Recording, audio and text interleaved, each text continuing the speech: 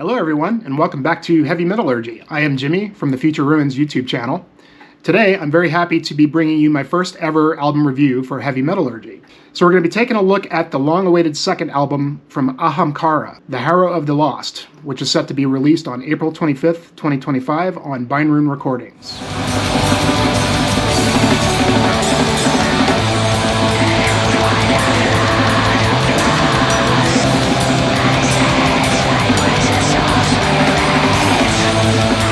Ahamkara are a three-piece black metal band from Newcastle upon Tyne, a cathedral city and metropolitan borough in northeast England.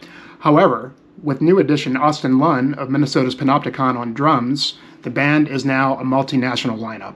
Main man Michael Blenkarn, who handles the guitars and vocals, is also a member of bands such as an Axis of Perdition, Nemorous, and has previously contributed to the now-defunct UK black metal band Wodensthrone.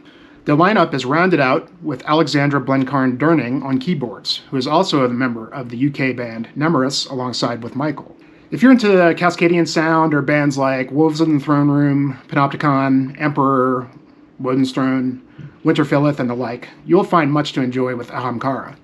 It has been over 10 years since the debut album The Embers of the Stars in 2014, a respectable beginning with 4 tracks of melodically lush and layered atmospheric black metal, boasting a large sound with the coarse and tortured vocals of Steve Black. It was only released on CD on Bindrune Recordings. I don't believe it actually saw a vinyl pressing. Not long after the release of the debut, the band's momentum was sadly fractured with the untimely passing of Steve Black, leaving Blenkarn as the band's sole surviving member.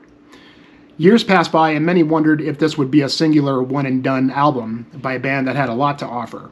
Now, if you know my channel, you know that I celebrate this particular style of black metal for my long adventures in the forests and mountains of the West, and for me, The Embers of the Stars left a lasting impression and a hope that the band would one day return. Well, my friends, that day has come, and album number 2, The Harrow of the Lost, is finally upon us. So was it worth the wait? Let's dig in and find out. As with The Embers of the Stars, the new record offers 4 lengthy tracks, atmospheric black metal that is both melancholic and fierce, yet vibrant and hopeful. There is a distinct continuity with the first album here, almost like the band is wanting us to have a similar journey and bring us full circle. It's interesting to note that each album's corresponding track has a similar song length, as well as a particular placement in the overall experience. For example, the second tracks of both albums end with an ambient outro that appropriately ushers in the third tracks and provides a midway point to catch your breath. One difference I might note in this idea is that Embers ends with the grandest melodic statement of that album, whereas in my opinion they accomplished this right off the bat with the opening track Circle of Remembrance. The closing track of Harrow has more of a vicious attack to go out with and shows the band incorporating a big Emperor influence. The production on Harrow of the Lost is very mid-range, and it took me a bit of an adjustment at first. However, I warmed up pretty quickly. The mix here favors every aspect of the organic and sort of immense sound that the band aims to achieve. And as a result, this is the type of album that every time you listen to it, you discover something new. All the musicians deliver a heartfelt performance that doesn't seem forced or disingenuous whatsoever. Restraint is a fine quality of a guitarist or songwriter that knows when to shine and when to serve the song. Dynamics and variety are key to a great atmospheric black metal album, and Ahamkara seem to know this very well. During most of the black metal sections on Harrow of the Lost, the guitar parts are interwoven with the keyboards in a way that makes them all feel like one instrument, a wall of sound if you will.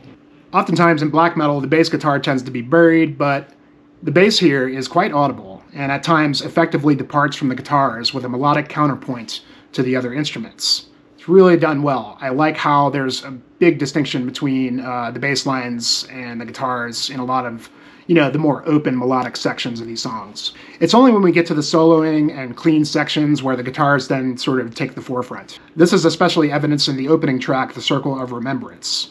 We start with a clean and contemplative guitar line which appropriately sets the vibe for what's to come. The build-up doesn't waste much time for the band to come crashing out of the gate with layers of guitars, synth, and ferocious blast beats.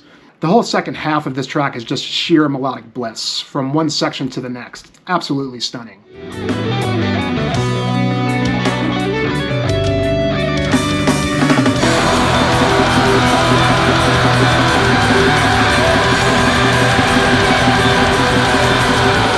The ensuing 3 songs follow a similar trend in structure, frequent ebb and flows, musical peaks and valleys, favoring huge melodic expression as a veneer over the black metal ferocity. Not too much has changed in the vocal department.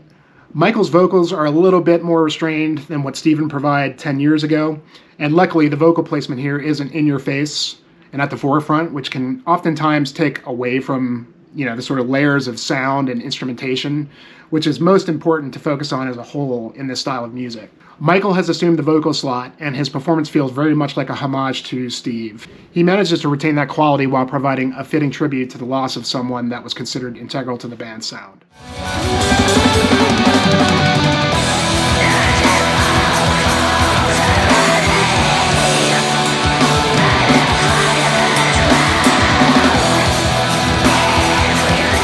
The addition of Austin Lunn to handle drum duties was a smart decision here. Austin's a killer drummer, and this music is very much his wheelhouse. On Panopticon records, Austin handles mostly all instruments on the recordings, so he must have felt some sort of relief here to fine-tune that singular performance into the success of this project. Austin's drum capabilities are well known, and he's instantly recognizable here. There is a clear personality in the sound of his drums on all Panopticon records. I've always imagined he uses big shells and tunes them loosely to give them that sustenance and reverb effect that evoke the large personality that Austin exudes. But here the drums sound a bit tighter and honed in, perhaps to ensure they don't overpower the overall wall of sound effect that the music gives off. Besides his expert grasp on providing blast beats, rolling tom fills, and fast double bass, we get to hear Austin flex his experimental muscles a little bit. For example, on the third track, channeling Grieve, he uses polyrhythmics with a bit more flashy Latin style that I've yet to hear him do. It's an interesting choice with the music that absolutely works.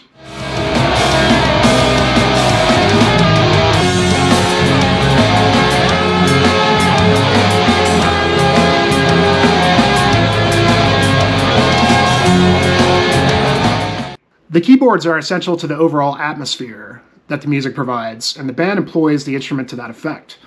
Though there aren't any moments where the keyboards are actually carrying the music, they really don't need to. However, a key moment to allow Alexandra to shine is in the closing out of the second track, Our Scars Shall Abide in the Thaw, where we are treated to a gorgeous wash of synths that brings to mind vast oceans, huge landscapes, and a similar effect that I would compare to Cynic's I Am But a Wave 2. Clocking in at only 42 minutes, I can say thank you to the band for respecting their listener, as I imagine a lot of the fat was trimmed prior to the recording sessions. Too often bands of this nature can tend to keep things going for way longer than they need to be, and thankfully Ahamkara has not made this mistake. I do personally feel a sort of sense of finality to this record, as if it's the end of the project. I hope that's not the case, but it does kind of feel like there's sort of a grand statement to be made here in counterpart to the debut record. So we'll see what happens. For me, this kind of black metal is all about escapism. I want to be transported to a long-lost world, away from the rigors of modern reality. And I'm happy to say that Harrow the Lost more than accomplishes that and works extremely well for me in that regard. The lyrics were not included in the promo, but it's pretty obvious to understand what the concept is here from the song titles, which I would imagine translates to the lyrics as well. The word harrow refers to an agricultural tool used to break up and smoothing soil. And it seems like an analogy for moving on, a healing process from the death of a loved one. The very idea of nature and wilderness is an appropriate metaphor to convey these themes, as death is a natural part of the life cycle and symbolizes sort of a return to earth. I noticed a progression in the song titles if you consider the whole process, or the whole grieving process. Remembering your loved one, realizing that the pain will always be there, how to cope and carry on with life, and then overcoming the grieving process and finding some sort of strength to move on. As a middle-aged person, I realize that dealing with death is something that I have to contend with a lot more as I get older. And, obviously everyone learns this pretty quickly. This is one of those albums that I can imagine could have a place, for me in the healing process and might help to ease the pain of those inevitable experiences, as I imagine it did for the band members. All in all, I have very few complaints about this album. I do wish there was a little bit more lower end to the mix. I'm not sure if it's the promo I have or what that will translate to once I get the vinyl onto my turntable. I imagine that the band really worked hard on the production or the mix of this album. I just, the way it sounds to me, it feels like they probably tried a number of different things to get what they were looking for. Obviously going for this real natural sort of organic sound that they tried to get here. I mean, nothing sounds clinical whatsoever. It's very, very natural sounding. And perhaps maybe they tried to put a little bit more low end into the mix and found that maybe it took away from a lot of the other things that were happening.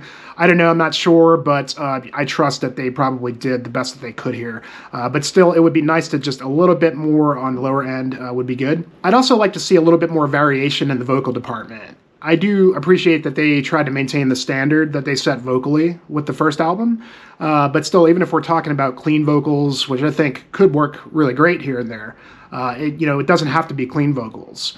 But at the beginning of the album, there's like this big gang chant style sort of vocal that I wish they would have used that a bit more, because I thought it really worked well and would have given it a little bit more dynamics. I would also like to see maybe some lower register stuff. But again, at the end of the day, it's all about dynamics, and I think the band could expand upon this. So to wrap up, The Harrow of the Lost is a fitting return for the band. This is a really great one, you guys. Don't miss out on it. And this isn't an album to put on in the background while you're multitasking or cleaning your house. Grab your favorite pair of headphones and just immerse yourself into it. I will definitely be ordering the vinyl, and I imagine it'll be on my digital playlist as well. And I'll use that to accompany me on cold nights out in the backcountry while I warm myself by the fire and contemplate love, loss, the passage of time, and the unseen spirit world. I just hope we don't have to wait another 10 years for the next one. So if you like this review, please subscribe to Heavy Metallurgy. Come join our community. Check out our engaging live streams and our diverse panel of content creators that cover a wide range of extreme music. And come check me out as well on YouTube at Future Ruins. If you're into nature, wilderness, hiking, landscape photography, metal, you might find something to enjoy there. So as long as I don't get mauled by a bear, thrashed by a bull moose, or summoned to another plane of existence by some unseen force, I will see you next time.